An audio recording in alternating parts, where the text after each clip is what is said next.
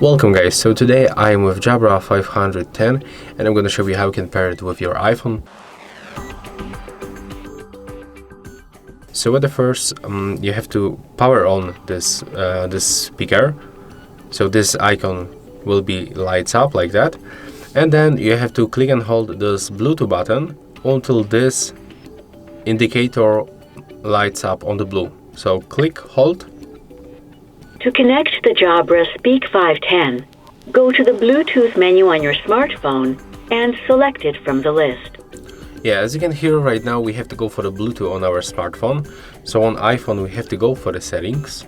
We have to select, sorry guys, there's the Wi-Fi, you have to go for the Bluetooth. Enable Bluetooth by tapping on the switcher. And then take a look right here. As you can see, Jabra Speak 510 USB appears. So select. Smartphone connected. And as you can see right now, we are successfully connected. So that's how we can make it. And if you find this video helpful, remember to leave a like, comment and subscribe.